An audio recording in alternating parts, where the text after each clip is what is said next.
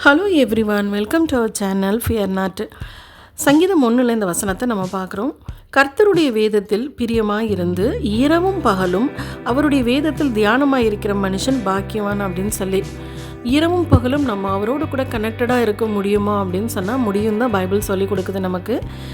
நம்ம எந்த வேலை ஒரு செஞ்சிகிட்டு இருந்தாலும் சரி, சில ஞாபகங்கள் நமக்கு வந்துக்கிட்டே இருக்கும்.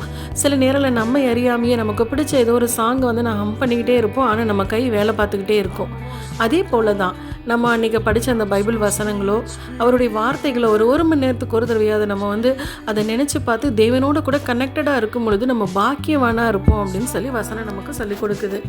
நாம் அந்த மாதிரி இரவும் பகலும் அவருடைய வேதத்தில் நம்ம கனெக்டடாக அவருடைய வார்த்தைகளில் இருக்கும் பொழுது கர்த்தரும் நம்ம எதுவும் சேதப்படுத்தாதபடி அவரும் இரவும் பகலும் நம்மை காத்து கொள்வார்னு சொல்லி வசனம் நமக்கு ஒரு அஷூரன்ஸ் கொடுக்கறத நம்ம பார்க்குறோம்ல. இப்போ நம்ம பார்க்க போகிற 2 மனிதர்களுடைய ஜெபங்களும் ரொம்பவே வித்தியாசமாக இருக்கும். முதலாவது நெகேமியா. இவர் தன்னுடைய ஜனங்களின் பாவங்களுக்காக தேவனிடத்தில் உபவாசம் இருந்து இரவும் பகலும் அழுது அவர் ஜெபம் பண்ணுறாரு. அவர் அந்த ஜெபத்தில் கேட்குற முக்கியமான ஒரு ரெக்வஸ்ட் என்னென்னா, என்னுடைய ஜெபத்திற்கு உம்முடைய செவிகள் கவனிக்கிறவைகளாகவும் உம்முடைய கண்கள் காண்கிறவைகளாகவும் இருக்கணும் அப்படின்னு சொல்லி. என்னுடைய ஜெபம் வேஸ்ட்டாக போயிடக்கூடாது. இரவும் பகலும் நான் உங்களை நோக்கி கூப்பிட்றேன்னா அதுக்கு நீங்கள் எப்போ கூப்பிட்டாலும் அதுக்கு நீங்கள் கவனிக்கிறவராக இருக்கணும், பார்க்குறவராக இருக்கணும்னு சொல்கிறத நம்ம பார்க்குறோம்.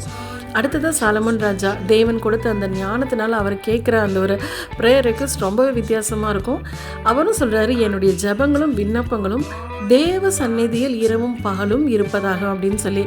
ஏன்னா நம்ம நிறைய நேரத்தில் நம்மளுடைய ஜெபங்கள் தேவனுடைய சந்நிதிக்கு போகுதா அப்படின்னு ஒரு சந்தேகம்லாம் இல்லாமல் இங்கே கேட்குறதோடு இல்லாமல் என்னுடைய ஜெபங்கள் தேவ சந்நிதியில் இரவும் பகலும் எப்பொழுதும் இருக்கட்டும், அப்போ நிச்சயமாக அதுக்கு ஆன்சர் கிடச்சிரோம்ல. அப்படி ஒரு ஞானமான ப்ரேயரை சாலமோன் ராஜா பண்ணுறதையும் நம்ம பார்க்குறோம்ல. இன்றைக்கி நாமும் நம்மளை நிதானித்து பார்த்து தேவனோடு கூட இரவும் பகலும் கனெக்டடாக இருக்கிற அப்படி ஒரு அனுபவத்துக்குள்ளாக வரணும்னு சொல்லி தான் ஆண்டவர் விருப்பப்படுறாரு. ஏன்னா நம்ம வெளிப்படுத்துதலில் பார்க்குறோம், பரலோகத்தின் தேவனை தேவதூதர்கள் இரவும் பகலும் துதித்து கொண்டே இருக்கிறார்கள்னு சொல்லி. ஸோ பூமியில் இருக்க நாமும் அதே போல் தேவனோட கனெக்டடாக இருக்க வேண்டியது எவ்வளோ அவசியம் இல்லை. நாம் அந்த மாதிரி இருக்கும்போது தேவன் தம்மால் தெரிந்து கொள்ளப்பட்டவர்களுடைய விஷயத்தில் நிச்சயமாக நியாயம் செய்வார் அப்படின்னு சொல்லி வேத வசனமும் நமக்கு ஒரு அஷூரன்ஸ் கொடுக்கறத நம்ம பார்க்குறோம். அதற்கு நம்ம ஒப்பு கொடுக்கும் பொழுது கர்த்தர் நமக்கு அழகான ஒரு வாக்குத்தத்தமும் கொடுக்குறாரு. நான் உன்னை உருவாக்கினேன், நீ என் தாசன், நீ என்னால் மறக்கப்படுவதில்லை அப்படின்னு சொல்லி. கர்த்தருடைய வார்த்தைக்கு கீழ்ப்படிவோம், அவருடைய வாக்குத்தத்தத்திற்கு நன்றி சொல்லுவோம்.